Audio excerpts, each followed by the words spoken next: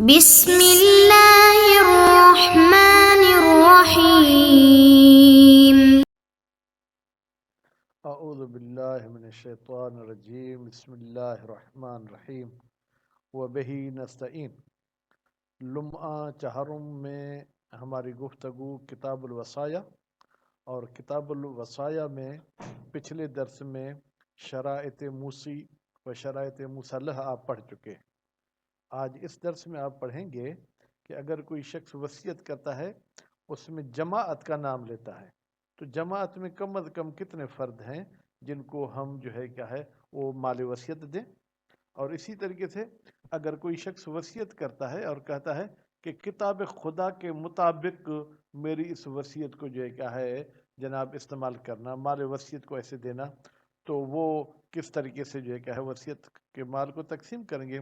اور تیسرا عنوان بھی اگر پڑھ سکے، اگر وہ کہتا ہے کہ میرے پڑوسیوں کو، ٹھیک ہے، جیران انہیں کہتے ہیں، میرے جیران کے لیے یہ میں وصیت کر رہا ہوں، تو پڑوسی کتنے حدود تک ہوتے ہیں، کتنے گھر انسان کے محلے اور پڑوس میں کاؤنٹ ہوتے ہیں۔ تو انشاءاللہ عبارت والوصیت لجماعت، اگر وصیت کی جائے ایک جماعت کے لیے تو تقتضی، یہ وصیت یا یوں کہیں یہ لفظ جماعت تقاضا کرتا ہے التسویۃ بینہم، کہ ہم مال وصیت ان میں مساوی تقسیم کریں۔ وہ مساوی ہوں گے فیہا، اس وصیت میں، ذکورن کانو ام اناسن، چاہے وہ مرد ہوں چاہے وہ عورتیں ہوں، یعنی صرف اور صرف مرد ہوں، صرف اور صرف عورتیں ہوں، ام مختلفین بھی پڑھ سکتے ہیں اگر ذکور کو ایک چیز مانے اور اناث کو ایک چیز، یا مختلفین چاہے وہ مختلف ہی کیوں نہ ہوں۔ وَسَوَاءٌ كَانَتِ الْوَصِيَّةُ لِأَعْمَامِهِ، چاہے وصیت وہ اپنے چچاؤں کے لیے کرے، یعنی اپنے ددھیال کے لیے کرے، وَأَخْوَالِهِ، یا اپنے ماموں کے لیے کرے، ان ماموں میں خالہ بھی شامل ہو جائے گی، ام لغیرہم، یا ان کے علاوہ، ماما چچا کے علاوہ کسی اور کے لیے کرے، علی الاقوا، علی الاقوا کا تعلق کس میں ہے؟ تقتضی تسویہ، یعنی قول قوی کے مطابق یہ مساوات کی تقاضا کرتا ہے۔ اب آپ کہیں گے جناب آپ نے جماعت کی تو وضاحت نہیں کی۔ بھائی جماعت ایک ایسا لفظ ہے جو آپ عرف سے پوچھیں گے کہ 3 بندوں کو جماعت کہتے ہیں، گروہ کہتے ہیں، 3 سے زیادہ کو کہتے ہیں، الا مع تفضیل، ایک صورت میں ہم کم اور زیادہ دے سکتے ہیں، کب؟ جب وہ خود کسی کو فضیلت دے۔ بھائی ان میں سے جو علماء کرام ہیں ان کو کچھ زیادہ دینا ہے، اور جو غیر علماء ان کو کم دینا ہے۔ فَيُتَّبَعُ شَرْطُهُ، پھر موسی کی شرط کی پیروی کی جائے گی۔ سواء جعل المفضل الذکر او الانثى، چاہے یہ فضیلت دے مردوں کو چاہے فضیلت دے عورتوں کو، جس کے بارے میں یہ کہے گا اس کو زیادہ مال ملنا چاہیے تو ہم بھی اس کو زیادہ مال دے دیں گے۔ خوب، جماعت کی بحث ختم۔ وَلَوْ قَالَ عَلَى كِتَابِ اللَّهِ، اور اگر کہتا ہے کہ میرا مال وصیت قرآن کے مطابق دے دو، تو اب قرآن میں تو کوئی مال وصیت کی تقسیم نہیں کی ہے، لیکن میراث کی تقسیم کی گئی ہے، تو ہم کہیں گے فَلِلذَّكَرِ ضِعْفُ الْأُنثَىٰ، مرد کو، مذکر کو، مرد بھی نہیں کہیں، مذکر چاہے چھوٹا بچہ ہی کیوں نہ ہو، اس کو مؤنث کے 2 برابر دیں گے۔ لِأَنَّ ذَلِكَ، اس لیے کہ مرد کا یا مذکر کا مؤنث کے 2 برابر لینا، یہ حکم الکتاب فی الارث، یہ اللہ کی کتاب کا حکم ہے میراث میں۔ والمتبادر من حکم الکتاب، اور وہ چیز جس کا حکم کتاب سے تبادر ہوتا ہے، ہونا یہاں وصیت میں، ذالک وہ یہی ہے کہ مذکر کو مؤنث کے ڈبل دیا جائے۔ اچھا، اب پھر کہتا ہے والقرابت، یا کبھی کہتا ہے کہ میرے رشتہ داروں میں یہ مال وصیت تقسیم کر دینا۔ اب رشتہ دار کون کون ہیں؟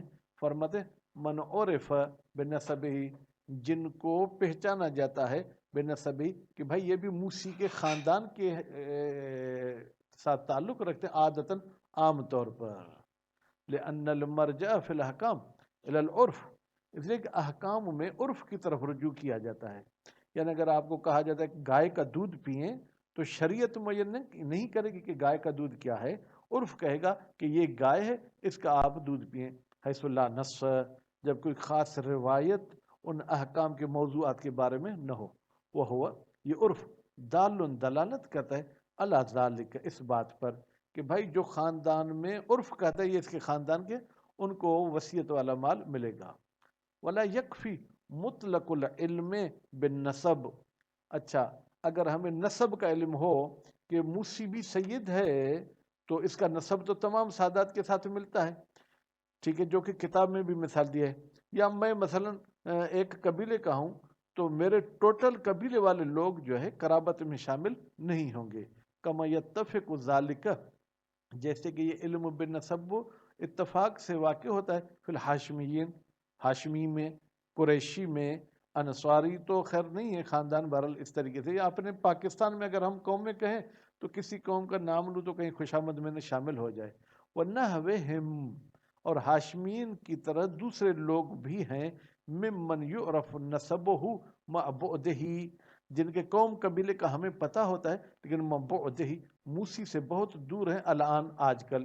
مع انتفاء القرابت عرفاً، جبکہ عرف میں بھی ان کی رشتہ داری نہیں ہے. مثلا کوئی کہے گا فلاں بندہ آپ کے قبیلے کا ہے، میں کہوں گا ہاں بھائی قبیلے کا ہے لیکن ہمارا رشتہ دار نہیں ہے. ولا فرق بین الوارث وغیرہ ہی، فرماتے یہ جو ہم نے بات کی تھی کہ قریبوں کو مال وصیت دینا ہے، کوئی فرق نہیں ہے کہ وہ قریب چاہے آپ کا وارث ہو چاہے آپ کا وارث نہ ہو. مثلا آپ کی اولاد ہوتے ہوئے آپ کے چچا ذات بھائی ماموں ذات بھائی وارث نہیں ہیں لیکن قریبی ہیں تو ان کو بھی ملے گا. ولا بین الغنی والفقیر، اور کوئی فرق نہیں ہے کہ وہ آپ کے قریبی رشتہ دار امیر ہوں یا غریب ہوں. ولا بین الصغیر والکبیر، چھوٹے ہوں یا بڑے ہوں. ولا بین الذکر والانثی، چاہے وہ مذکر ہوں چاہے مؤنث ہو، ان سب کو قرابت کے عنوان سے جو ہے کیا ہے وہ مال وصیت ملے گا.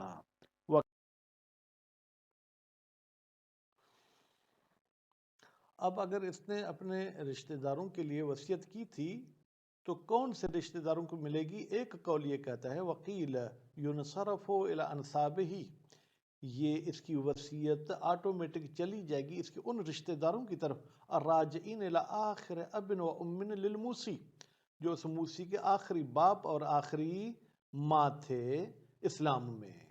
یعنی اگر 7 پشتوں سے پہلے یہ کافر تھے تو 7 پشتوں سے اس طرف سب کے سب اس کے رشتہ دار ہیں جو اس کے دادا پر دادا سے آ رہے ہیں.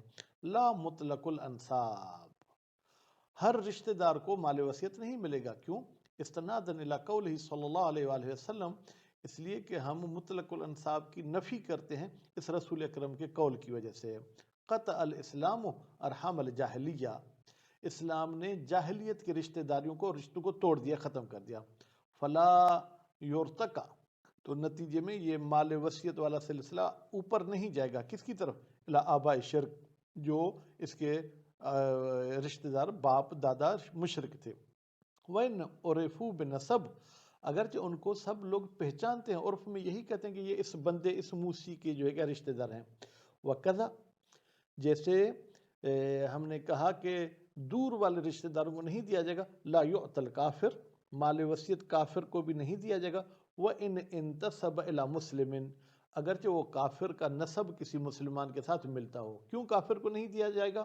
لِقَوْلِهِ تَعَالَى، اس لیے کہ اللہ تعالیٰ کا قول ہے حضرت نوح علیہ السلام کے بیٹے کے لیے، اِنَّهُ لَيْسَ مِنْ أَهْلِكَ، اے نوح یہ تمہارے اہل میں سے، تمہارے رشتہ داروں میں سے نہیں ہے. کیوں؟ اس لیے کہ وہ کافر ہو چکا ہے. وَدَلَالَتُهُمَا عَلَى ذَلِكَ مَمْنُوعَةٌ، کہتے ہیں یہ جو 2 باتیں ہم نے کہیں، اوپر یہ کہا تھا آخری ماں باپ جو مسلمان تھے ان کو ملے گا، مطلق انصاب کو نہیں ملے گا. دوسرا یہ کہ کافر کو نہیں ملے گا. کہتے ہیں ممنوعتون، ان کی دلالت کرنا اس مطلب پر منع ہے. مع تسلیم سند الاول، جبکہ ہم حدیث والی سند کو مانتے بھی ہیں اس کے باوجود وہ دلیل نہیں بن سکتی. والجیران، اور اگر یہ وصیت کرتا ہے کہ ہمارے محلے داروں کو اتنے مال دے دو، تو جیران اور پڑوسی کون ہیں؟ لمن یلی دارہ الی 40 ذراعا، وہ بندہ ہے کہ جس کا گھر 40 ذراع تک اس کے گھر کے ساتھ ملتا ہے. من کل جانب، مشرق مغرب جنوب شمال میں سے، علی المشہور. والمستند ضعیف، اب یہ جو 40 ذراع پڑوسی ہیں اس کی بھی دلیل ضعیف ہے. وقیل الی 40 دارا، اور ایک قول کہتے ہیں 40 گھر تک اس کے محلے دار ہیں، اس کے پڑوسی ہیں. استنادن الی روایت عامیت، اس قیل کی نسبت بھی ایک روایت کی طرف دی گئی ہے جو روایت ہمارے برادران اہل سنت نے نقل کی ہے۔ والاقوی، اے شہید ثانی ہم کس طرف جائیں؟ فرماتے الرجوع فیہم الی العرف، اس میں رجوع کیا جائے گا عرف کی طرف۔ ویستوی فیہ، پڑوسی میں مساوی ہے، مالک الدار و مستاجرہا، گھر کا مالک ہو وہ بھی میرا پڑوسی ہو سکتا ہے، گھر کا کرایہ دار ہو وہ بھی میرا پڑوسی ہے، وہ مستعیرہا، یا کسی شخص نے اپنے محلے میں کسی کو آ کے کہا یار کچھ دن مجھے رہنے دو، وہ بھی پڑوسی ہے۔ وغاصب ہوا، اور اگر کسی نے کسی کا گھر غصب کیا میرے محلے میں، وہ بھی میرا محلے دار ہے، الظاہر، ظاہر کے مطابق۔ ولو انتقل منہا، اگر کوئی میرا پڑوسی میرے محلے والے گھر سے منتقل ہو گیا الی غیرہ، دوسرے گھر کی طرف، او تو برہت ثانیتو، تو اس دوسرے گھر کو دیکھا جائے گا کہ دوسرا گھر آیا میرے محلے میں شامل ہے یا شامل نہیں۔ اگر شامل ہے تو اس کو وہاں پر مال وصیت ملے گا، اور اگر شامل نہیں ہے تو اس کو مال وصیت نہیں ملے گا۔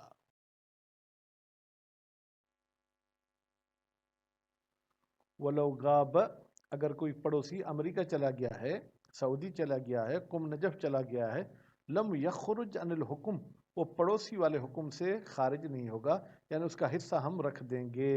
ما لم تطل الغیبتو، یا طال یطلو، تو ما لم تطل الغیبتو، جب تک اس کا غائب ہونا طولانی نہیں ہو جاتا، 20-25 سال نہیں آیا، بحیث اس طریقے سے وہ گم ہو گیا یا چلا گیا، یخرج عرفن، عرف میں کوئی اس کو میرا پڑوسی نہیں کہے گا۔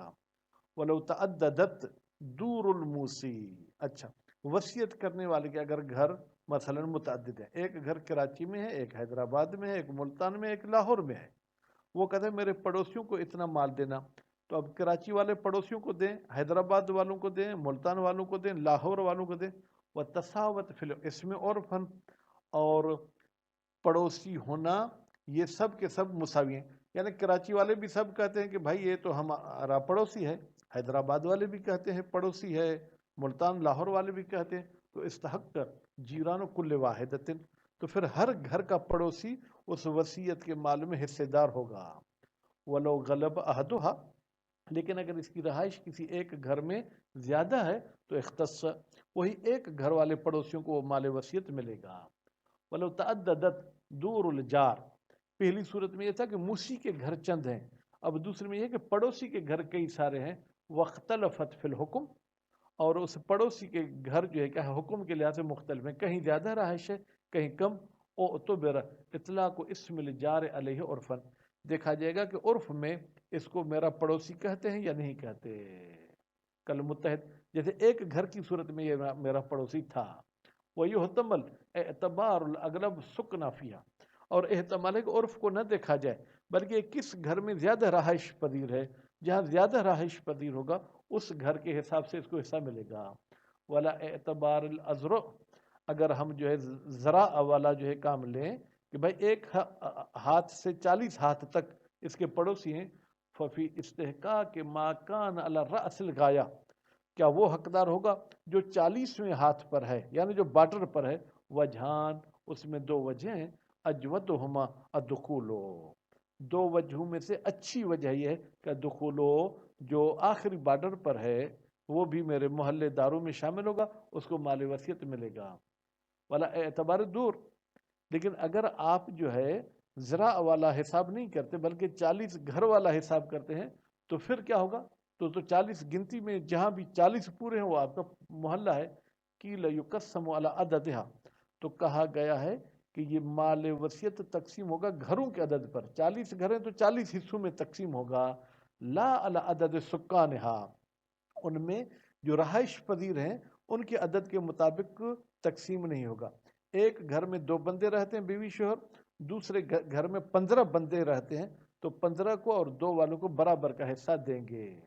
اب جب ان گھر والوں کو برابر کا حصہ دیا، ثم تقسم حصۃ کل دار، پھر ہر گھر والے اپنا حصہ تقسیم کریں گے علی عدد سکانہا، جتنے اس گھر میں رہ رہے ہیں۔